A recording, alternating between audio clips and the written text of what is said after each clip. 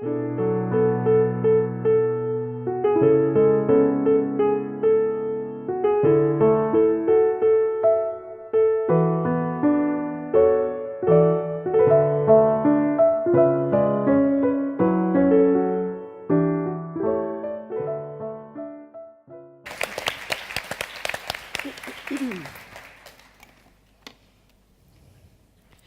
morning.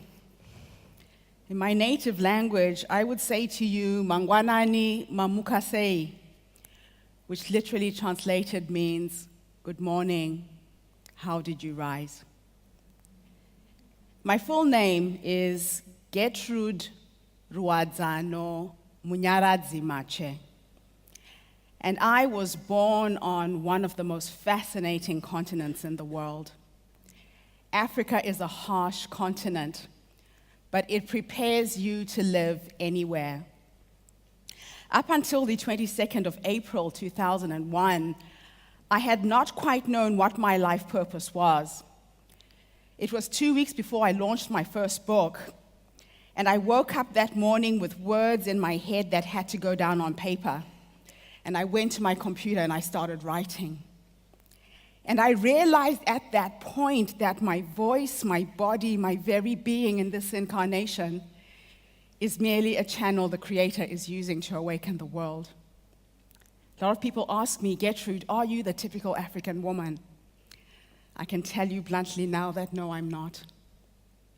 What I do know is that I was born to be her voice and the voice of her children. Let me tell you a little bit about the typical African woman.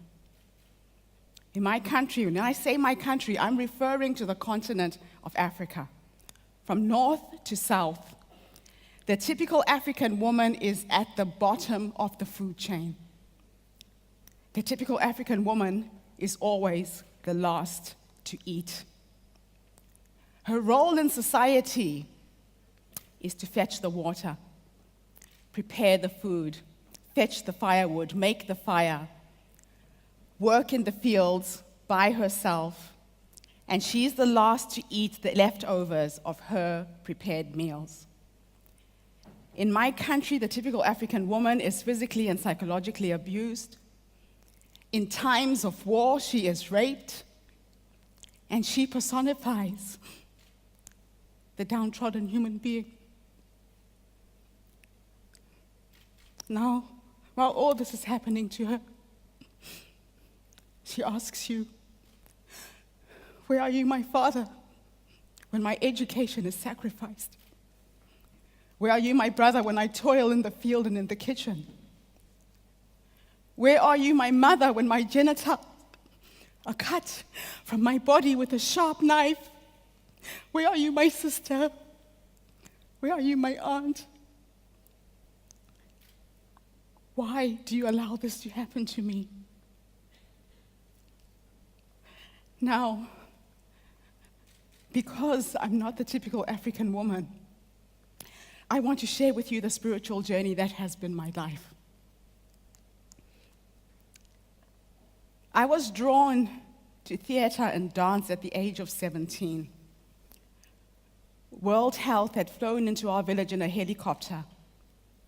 It was an AIDS awareness campaign, and they were dropping flyers and free condoms to people who could not read. I watched the parents running and catching the papers, and the next minute they were lighting their fires. I watched the children blowing up the condoms and running around the village with balloons.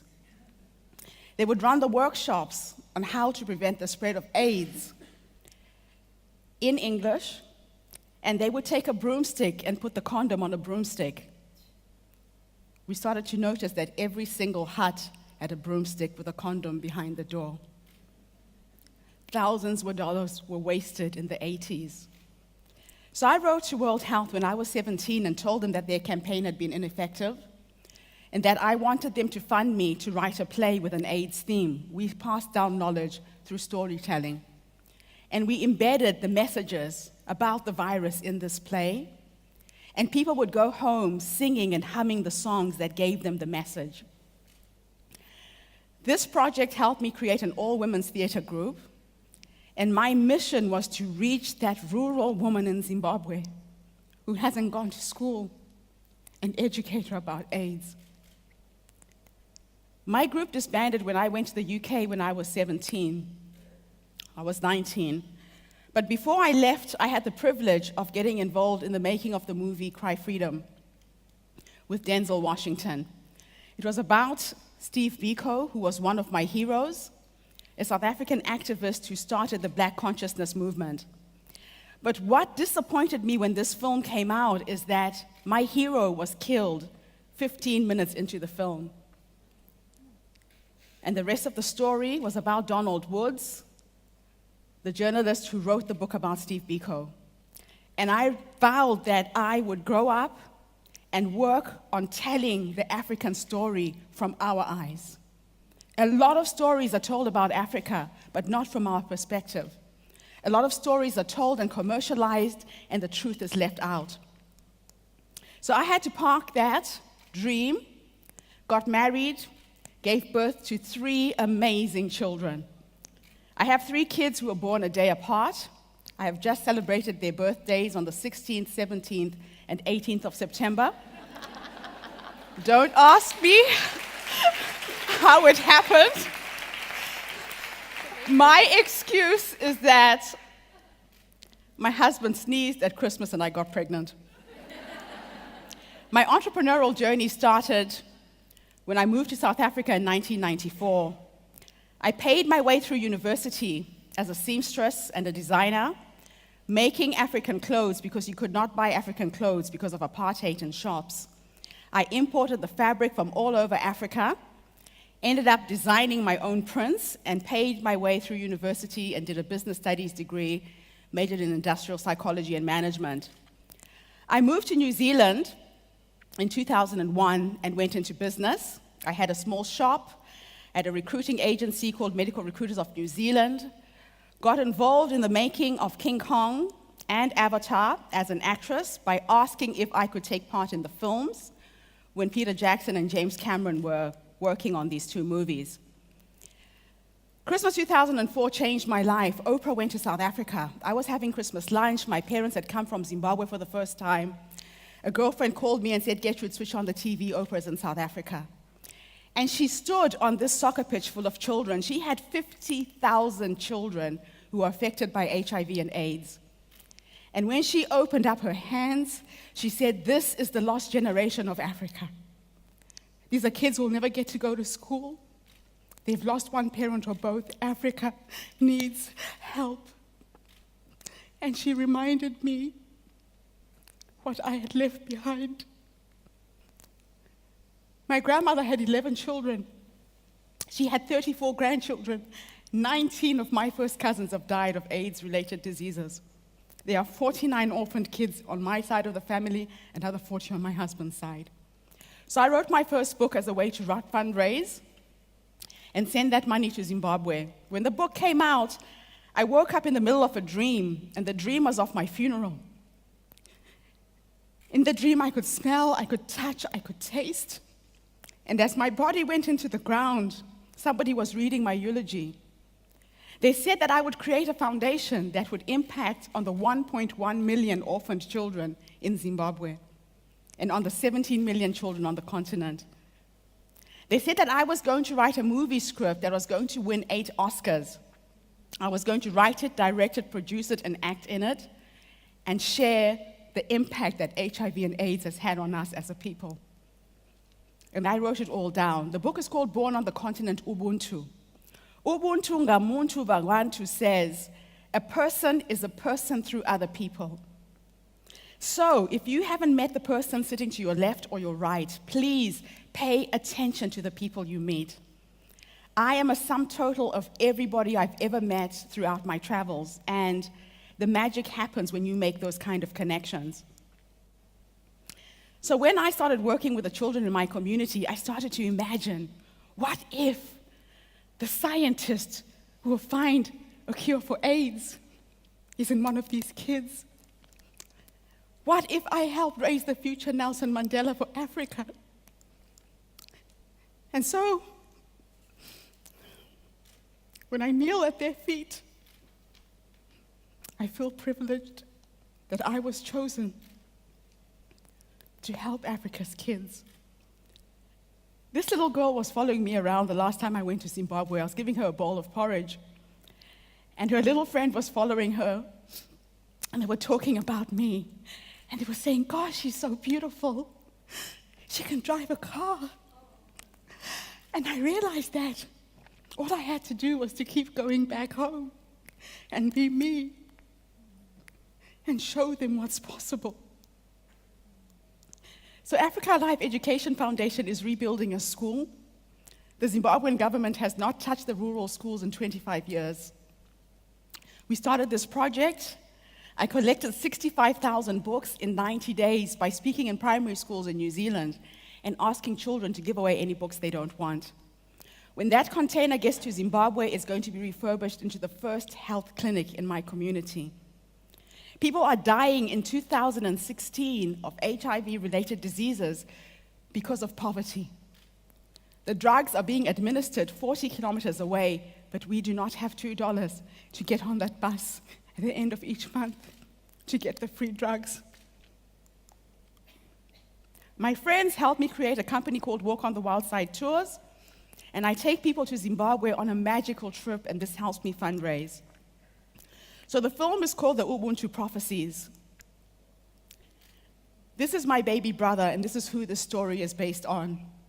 I was 13 years old when my brother was born. My mother would put him on my back, and I would care for him. But he died in March 2009, 12 days after his 30th birthday. And he asked me to tell his story. He gave up the will to live. People are dying because when you're told you're HIV positive, if you buy that story, you will check out in 3 or 4 months' time. He was diagnosed in December 2008, and by March he was dead. So I find myself in New Mexico as a filmmaker. We talk about growth and women letting go of relationships. I walked out of a 27-year marriage and a 31-year relationship with my husband in December last year and moved to America to be a filmmaker. And people kept saying to me, Gertrude, how did you hold on to this vision and this dream for 15 years? And the way you do it is you pretend that it's already happened. So I went and bought my first Oscar in Los Angeles airport the last time I was there. And I started talking about it. I've written the Oscar acceptance speech. And the more I talked about it, the more people started to believe it was possible. So I am living to make the first feature film by an African woman. And the way that I live, the principle by which I live, I want to share with you now. Just jump. If you feel that urge, if you feel that need, if you feel a need to move, jump, because the universe will catch you.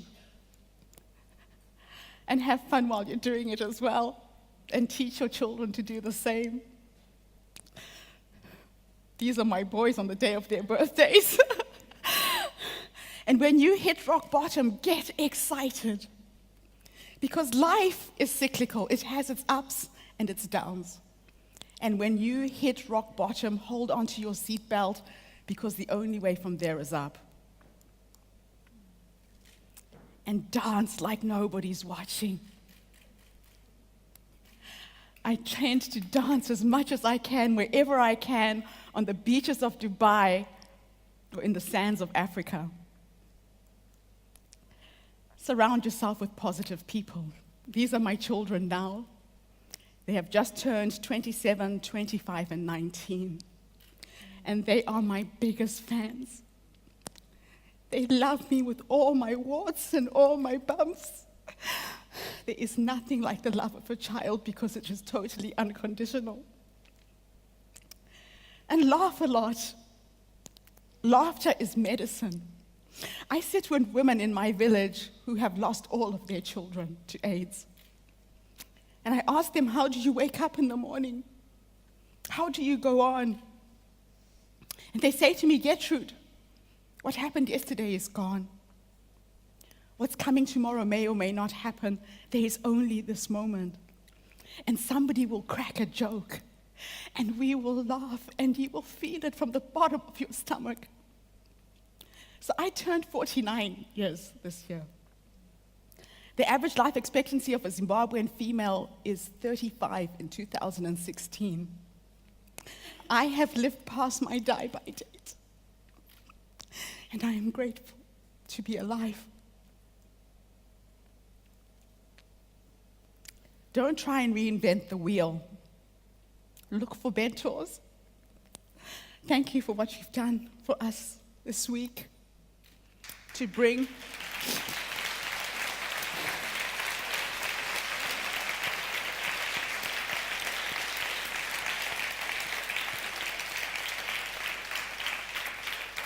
us in this space so we can connect, so we can share ideas, so we can share our stories, and we can be inspired and go back home and live those dreams.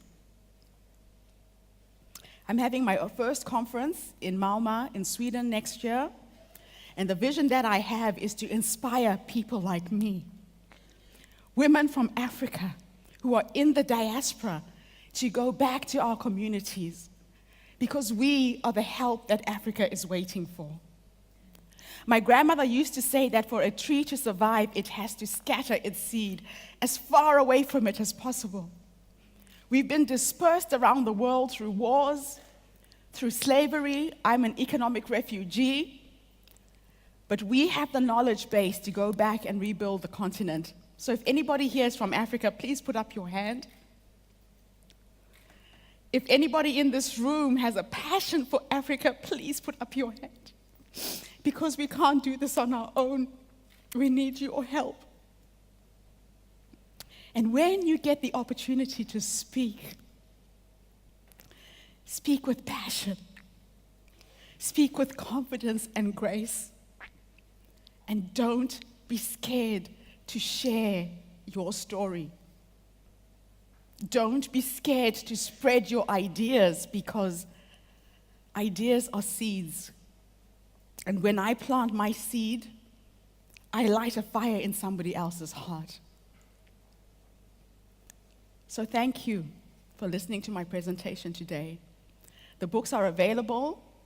I will be signing when Oscar comes home. The signature will be worth something on eBay. Thank you very much. Thank you. Thank you so much. Thank you. Yeah, thank you.